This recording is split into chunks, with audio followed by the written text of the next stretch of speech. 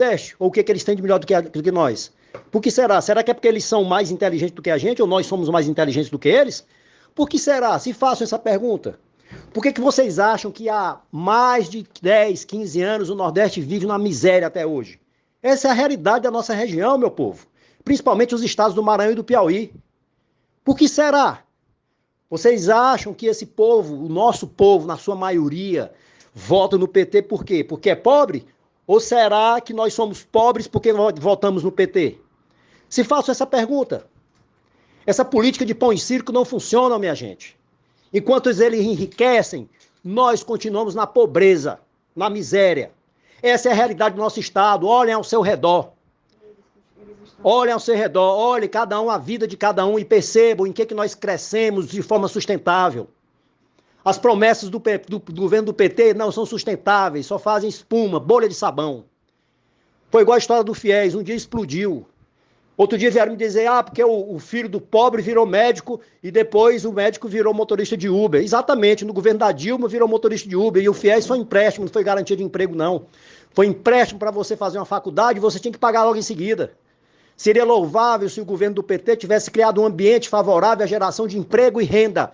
O pobre quer emprego, precisa de emprego, não é de assistencialismo, não. O pobre não precisa de peixe na boca, não. Ele precisa aprender a pescar. Pode-se até dar o peixe na boca por um determinado momento, mas ensinar a dignidade do trabalho, que é o trabalho que dignifica a gente. E não ficar dependendo de assistencialismo a vida inteira, de carro-pipa. Por que não se trouxe água no Nordeste? A transposição do Rio São Francisco, que irrigou o nosso Nordeste, nosso Piauí, parte do Ceará. Por que não fizeram isso? Tiveram mais de 12 anos para nos mantermos no cabresto eleitoral. Acordem. Tá? Em menos de 2 anos, o Bolsonaro concluiu a transposição de São Francisco. Quem começou foi o governo do PT? Foi sim, começou. Mas que adianta se não parou, não terminou? Lula alega dizendo que fez 88% da obra. Teve 8 anos de governo. A Dilma teve mais 6 anos de governo. Por que em 6 anos ele não concluiu os 12% da obra da transposição de São Francisco? Para ganhar dinheiro com licitação, com corrupção, só isso. E assim são todas as obras grandes que poderiam ser estruturantes para os nossos estados. Essa é uma realidade, essa é evidência. O problema é que essa política socialista funciona na base do pão e do circo. Eles se locupletam, eles se enchem com o dinheiro que era para ser investido em educação, saúde e segurança, enquanto a maioria do povo continua na miséria. Olhem para trás. Há quantos anos o Piauí e o Maranhão, por exemplo, não saem da mesmice? Olha a qualidade das escolas, dos hospitais, olha a segurança pública. Olhem as estradas.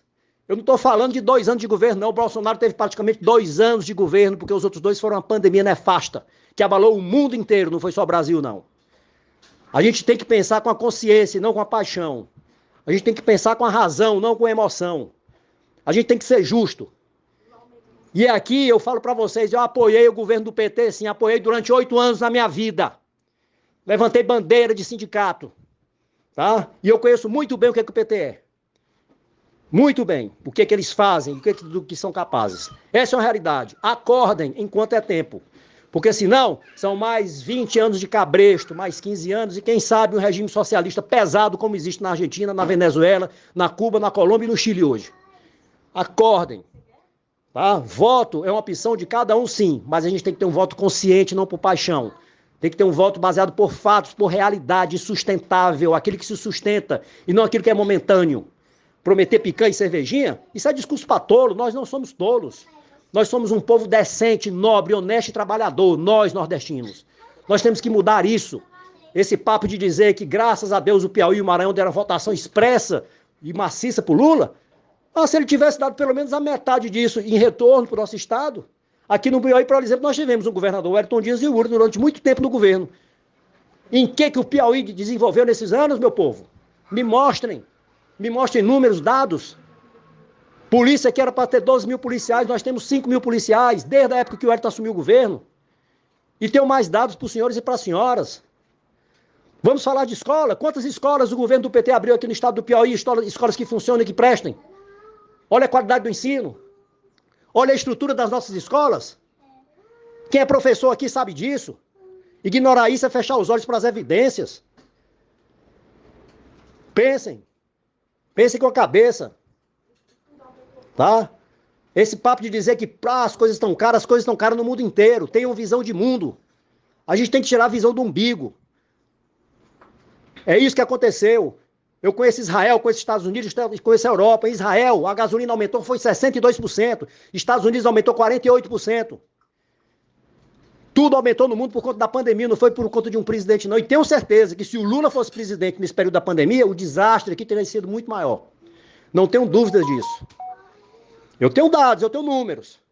Eu trabalhei no Banco do Brasil durante 30 anos. E é por lá que as coisas circulavam e eu sei muito bem como as coisas eram feitas.